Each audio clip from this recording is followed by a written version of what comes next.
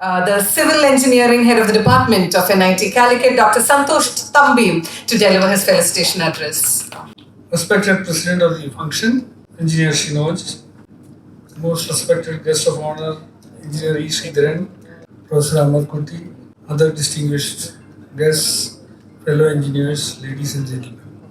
At the outset, let me express my deep sense of gratitude to the organizers for the invitation extended. In fact, when they visited me, the first question I raised is already in Calicut itself. I understand that there are other engineering associations and that too of civil engineers. So, in what way this council would make a difference? Or that was the first question that I posed to them. They gave some replies to my question, which I thought I did not fully, I was not very fully convinced, but then still I thought they found some space and that's why they spearheaded this activity.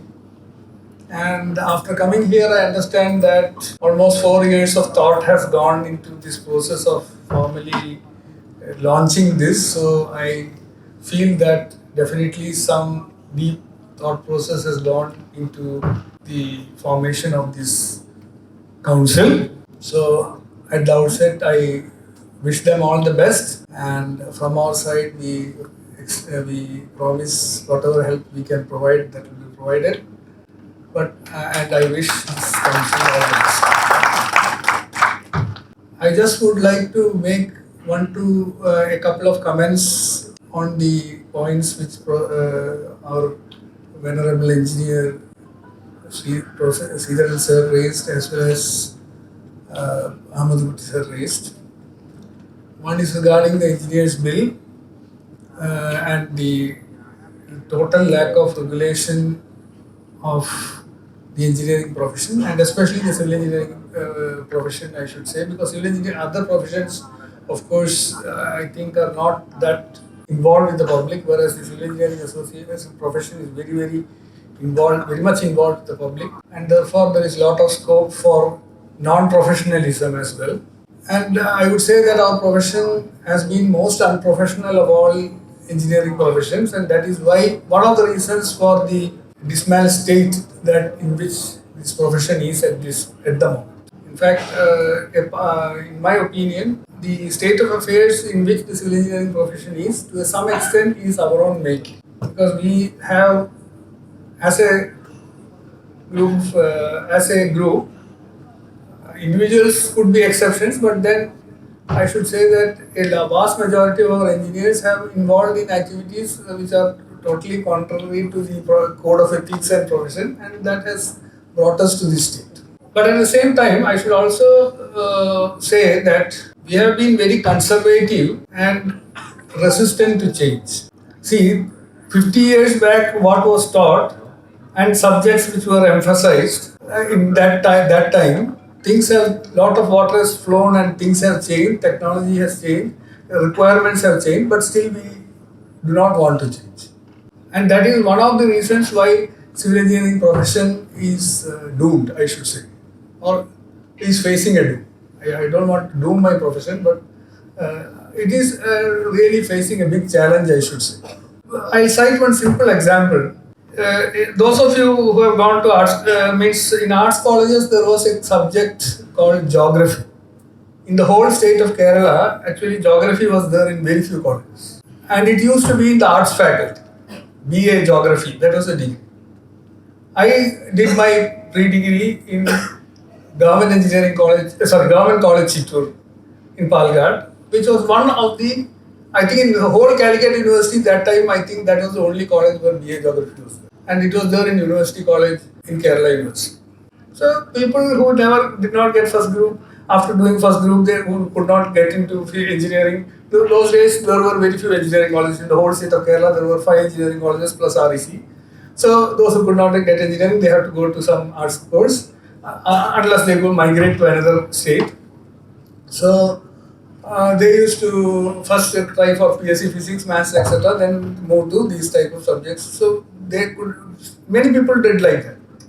But with the advent of geospatial technologies, I think very wise geographers, they found a lot of potential in applying these techniques in their field. So they slowly grabbed this technology they brought integrated into the conventional geography curriculum. Slowly, they migrated from arts faculties to science faculty, and now it is in many reputed universities outside as well as in India. This course they have rechristened it as a geospatial technology or whatever it is, but it's a whole thing.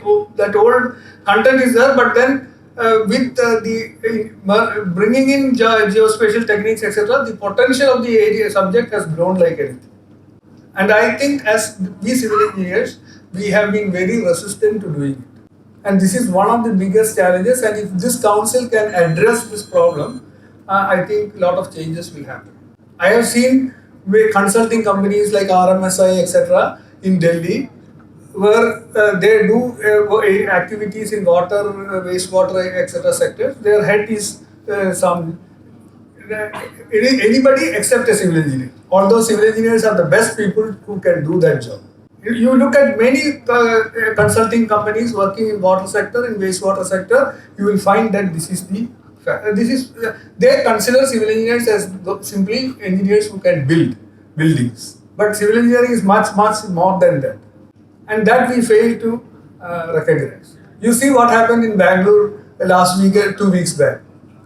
We have constructed big mansions, but even CEOs of MNCs had to take the help of tractors to escape from because of floods. Because we are neglecting basic infrastructure like drains, we are neglecting basic infrastructure like roads, etc. And even Kerala floods to some extent, I would say it is man-made.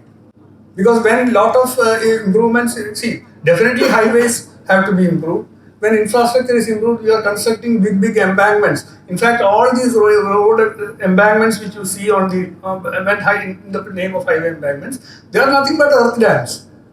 So when such embankments are constructed, neighboring areas which had never been flooded in recorded history will be flooded, unless you make provisions for draining out that water. That we are not doing, and nobody is concerned. Now you look at the engineering profession.